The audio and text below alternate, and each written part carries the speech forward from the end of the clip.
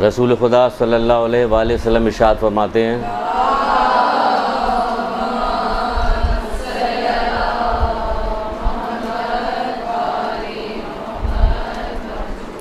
آپ فرماتے ہیں کہ چار چیزوں سے پہلے چار چیزوں کی قدر جانو. چار چیزوں سے پہلے چار چیزوں کی قدر جانو، یعنی اس کی قدر کرو. چار چیزوں کی قدر کیا کرو؟ پہلی چیز کیا ہے؟ چار چیزوں سے پہلے چار چیزوں کی قدر جانو. چار چیزوں سے پہلے چار چیزوں کی قدر جانو. پہلی چیز ہے جوانی سے پہلے، جوانی کی قدر بڑھاپے سے پہلے جانو. جب تک جوان ہے تو کیا کر رہے ہوتے ہیں، اس کی قدر کب پتہ چلتی ہے؟ جب بڑھاپا آ جاتا ہے. قدر تو خیر اس وقت بھی نہیں پتہ چلتی، اب تو ہر چیز کی قدریں بالکل فرق ہو گئی، بدل گئی ہیں. ساری قدریں جو ہیں بالکل ختم ہو گئی. کہاں کس بوڑھے کو آپ نے دیکھا کہ اس نے کہا کہ ہائے اللہ میں بوڑھا ہو گیا، میں نے جوانی میں بہت ساری عبادتیں ہماری فوت ہو گئی. کسی کو پتہ نہیں، علم ہی نہیں تو کہاں سے پتہ چلے گا؟ جب علم ہوگا تب پتہ چلے گا. بار بار علم حاصل کریں گے تو معلوم ہوگا. بار بار کہا جاتا ہے کہ علم حاصل کیجئے، کیوں کہا جاتا ہے؟ یہ دنیا کی زندگی میں جو خیر و بھلائی ہے، رسول اللہ کہتے ہیں پھر صرف دو آدمیوں کے لیے ہے. آپ کہیے کہ نہیں بہت آدمی، کہ ایک وہ عالم جو حق بات کہتا ہے، اور دوسرا وہ طالب علم جو اسے سنتا ہے اس پہ عمل کرتا ہے، غور سے سنتا ہے. یہ بھی اسی کے لیے ہے. تو علم مسلسل، یعنی آخری وقت، ماں کی گود سے لے کے قبر تک جو بات کہی جاتی، اور سن کے ختم ہو گیا. ایک سلوگن بن گیا، ہر چیز ایک سلوگن سے بن گئی. ہاں سنا بس، عمل کس پہ ہو رہا؟ اس چیز پہ ہو رہا جس کا کوئی نفع ملنے والا نہیں ہے وقتی طور پہ، دوسروں کو دیکھنے پہ. کہا جا رہا ہے جوانی کی قدر جو ہے بڑھاپے سے پہلے جان لو. جو کچھ اس میں عمل کرنا کر لو، کیونکہ کچھ چیزیں جلدی بتائیں. ابھی آپ کے امتحان بھی ہونے والا ہے، چہرہ ایسے ہی اترا ہوا ہے امتحان کے نام پہ. ہاں تو اس کے جو وہی ہے کہ اور وقت بھی زیادہ ہے، یہ چیز بتانی بھی ہے، زیادہ نہیں ہے وقت. تو کہا جا رہا ہے کہ جوانی سے پہلے. جوانی میں کہا جائے جوانی کی قدر کیسے؟ جوانی کی قدر ایسے پتہ چلے گی آپ کو، یہ پتہ چلے گی کہ رسول خدا صلی اللہ علیہ وآلہ وسلم نے فرمایا.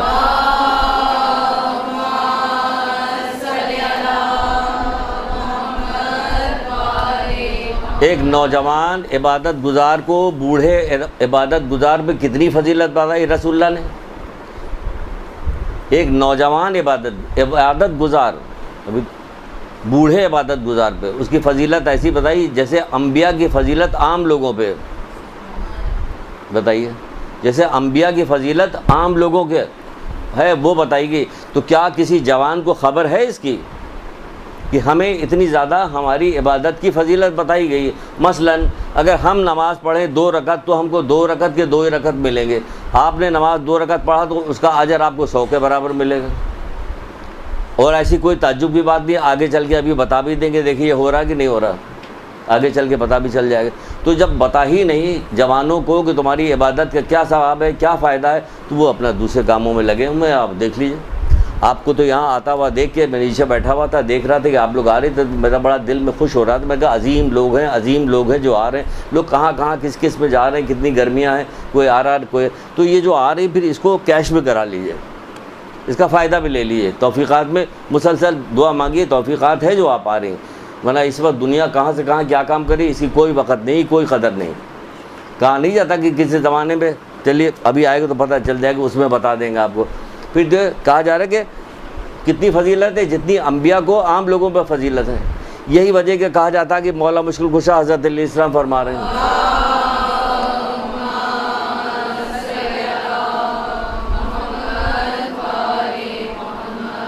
اللہ تعالیٰ توبہ کرنے والے جوان سے محبت کرتا ہے. اللہ تعالیٰ کی محبت کسے چاہیے؟ دولت سے محبت، شہرت سے محبت، منصب سے محبت، فیشن یہ وہ اور باقی خرافاتی محبتیں سب چل رہی ہوتی. کان میں ڈالی جائے، بار بار کہی جائے، اسے بتایا جائے کہ یقین نہیں آ رہا. کیسے مولا کی کس بات پہ یقین اور کس بات پہ یقین نہیں؟ ویسے تو مولا کے بڑے شہدائی بنتے ہیں، لیکن جب کوئی بات وہ کہتے ہیں تو یقین نہیں آتا کہ اس پہ عمل کرے جائے. اللہ تعالیٰ توبہ کرنے والے جوان سے محبت کرتا ہے. تو توبہ کرنے والے جوان سے محبت کرتا ہے. دوسری جگہ رسول اللہ کرے گا اللہ تعالیٰ نے تو تمہیں استغفار سکھایا ہی اس لیے کہ وہ تمہیں معاف کرنا چاہتا ہے، تمہارے گناہ بخشنا چاہتا ہے، اس لیے سکھایا ہے تمہیں استغفار.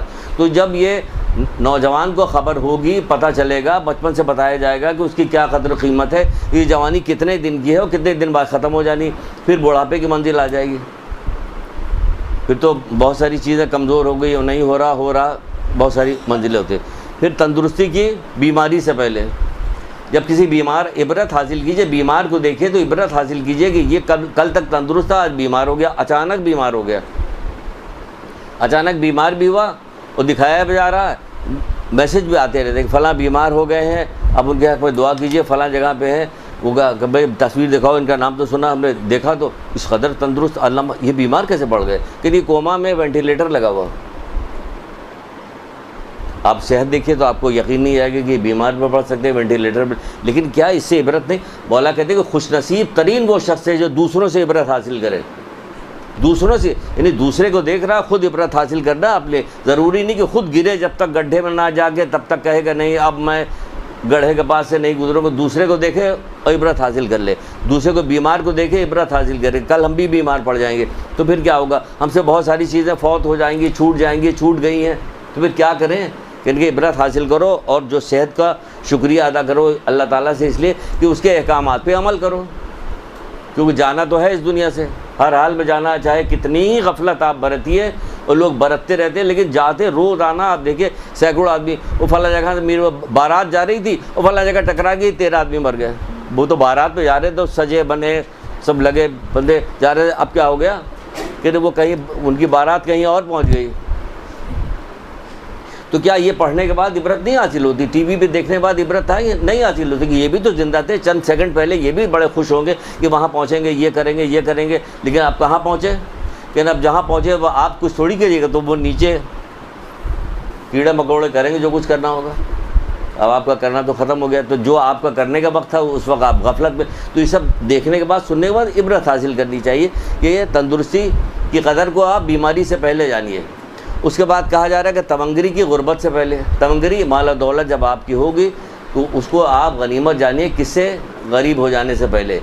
کہ نہیں ہم نے تو بہت سارے امیروں کو دیکھا جو کبھی غریب نہیں وہ ہوتے ہیں غریب، آپ نے دیکھا نہیں؟ غربت دیکھی جائے کہ وہاں پہنچنے کے بعد غربت کا اندازہ لگتا ہے کہ غریب ہے یا امیر ہے۔ اللہ کے رسول نے کہا نہیں خبردار مردوں کی ہم نشینی اختیار نہ کرو، تو پوچھا گیا کہ اللہ کے رسول مردے کون ہیں؟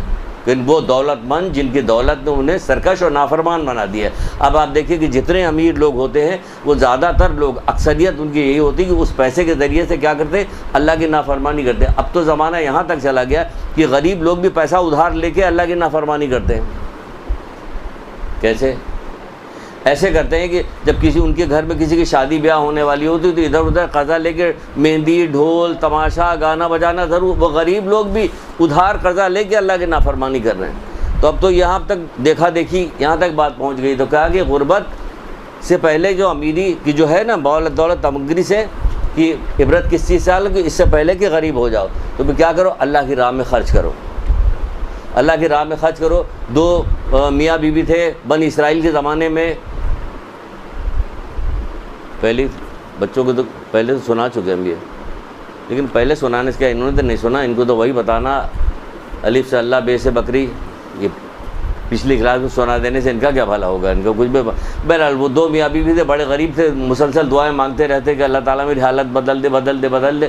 ایک دفعہ رات کو فرشتہ آ گیا شوہر کے پاس کہ ہاں اللہ تعالیٰ نے کہا کہ تمہاری زندگی بدل دی جائے گی، لیکن 2 حصے میں ہے، پہلے حصے میں تمہیں تمنگری چاہیے یا دوسرے حصے میں چاہیے، کیونکہ مال و دولت یا تو تم پہلے حصے میں لے لو یا آخری حصے میں لے لو زندگی کے۔ انہوں نے کہا کہ میں اپنی بیوی سے مشورہ کر کے بتاؤں گا۔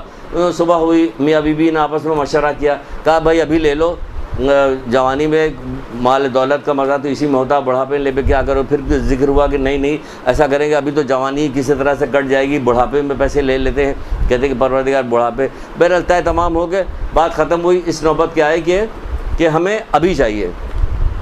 خواب میں فرشتہ آ گیا کہ طے ہو گئے، جی ہاں بات تو ہے، کیا طے ہوئی؟ کہ پیسے ابھی چاہیے، کہ آدھی زندگی تمہاری مال و دولت میں گزرے گی، آدھی زندگی تمہاری فقر و فاقہ میں گزرے گی، ٹھیک ہو گیا۔ دوسرے دن سے جس کام میں ہاتھ ڈالا اس سے پیسہ ہی پیسہ آتا چلا جا رہا۔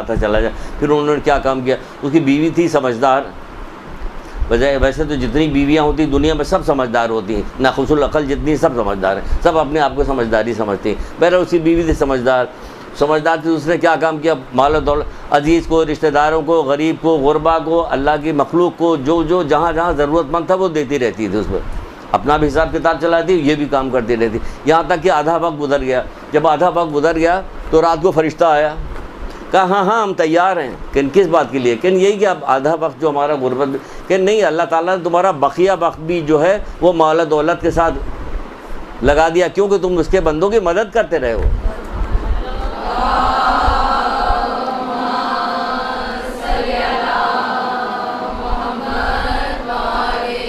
مولا کہتے ہیں کہ جب تک تم مومن بھائی کی مدد کرتے رہو اللہ تمہاری مدد کرتا رہے گا، یا تو سگے رشتہ داروں کو۔ بہرحال تو یہ ہے تونگری میں کہ ہمارے پاس تونگری غربت سے پہلے کہ غربت آ جائے، ہمیں جانا پڑے اللہ کے پاس جانا پڑے، وہاں غربت ہوگی۔ کیا میرے امت کے مفلس جانتے ہو کون ہے؟ کہ ہاں اللہ کے رسول وہی لوگ ہیں کہ جن کے پاس مال و دولت نہیں ہے، اونٹ بکری بھیڑ نہیں ہے، کہا نہیں یہ وہ نہیں، جو قیامت کے دن آئیں گے نماز پڑھنے والے ہوں گے، نماز ہوگا، روزہ ہوگا، سب کچھ ہوگا، لیکن اپنے گناہوں کی وجہ سے کسی پہ تہمت لگاتے، کسی کو بیجا قتل کسی کو کیا تھا، کسی کو الزام لگائے، تو ان کی نیکیاں ان کے نامہ اعمال میں ڈال دی جائیں گی، اور اگر پھر بھی بات پوری نہ ہوئی تو لوگوں کے ان کے متاثرین کے جو گناہ ہے وہ اس کے نامہ اعمال میں ڈال دیا جائے گا اور انہیں جہنم میں ڈال دیا جائے گا۔ لیکن یہ ہے غریب، اس سے بچیے، اصل بچنا اس سے، تو اس کو مال و دولت کو اللہ کی راہ میں خرچ کرے اسراف کے بغیر، اسراف گناہ کبیرہ۔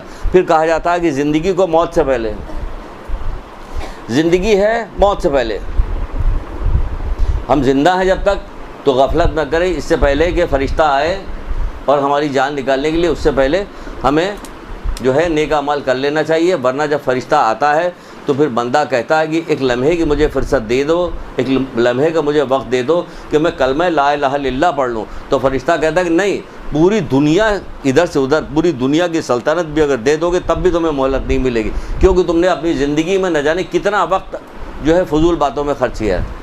تو جب موت کا فرشتہ آتا تو پھر مہلت نہیں ملتی، بے غفلت ہو جاتی، بیماری ہو جاتی یا اور کوئی چیز ہو جاتی، تو جو وقت ہے اسی کو غنیمت جان۔ اسی لیے رسول اللہ نے کہا کہ 4 چیزوں سے پہلے 4 چیزوں کی قدر جانو، 4 چیزوں سے پہلے 4 تو بڑھاتے جائیں تو اس میں بہت لمبی گفتگو ہو جائے گی، لیکن چھوڑیے، جلدی لے کر کے چلتے ہیں تاکہ اپنے موضوع پہ آئیں۔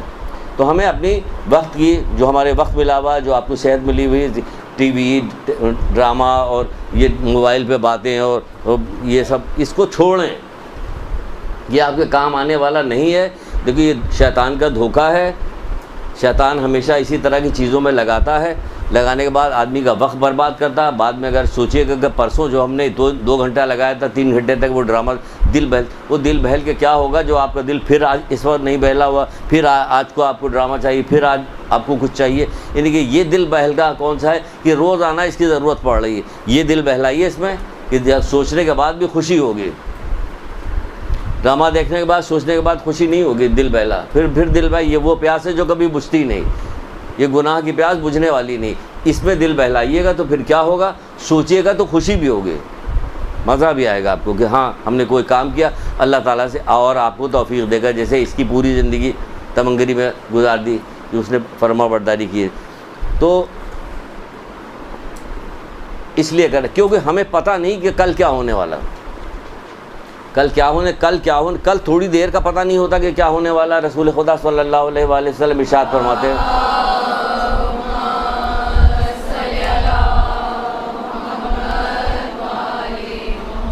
آپ فرماتے ہیں کہ اللہ تعالیٰ کی اطاعت و عبادت کے لیے اپنے آپ کو فارغ کرو، اللہ تعالیٰ کی اطاعت اور عبادت کے لیے اپنے آپ کو فارغ کرو، قبل اس کے کہ تم پر کوئی بلا نازل ہو، قبل اس کے کہ تم پر کوئی بلا نازل ہو جو تمہیں اللہ تعالیٰ کی عبادت سے دوسرے کاموں میں مصروف کر دے، دوسرے کاموں میں مصروف کر دے، مالی پریشانی ہو گئی، کوئی اور بات ہو گئی، کوئی مقدمے بازی ہو گئی، کوئی ایسی بیماری ہو گئی، یا کسی عزیز رشتہ دار کو کوئی ایسی بیماری ہو گئی کہ آپ کو وقت ہی نہیں مل رہا، تو اپنے آپ کو فارغ کرو پہلے سے۔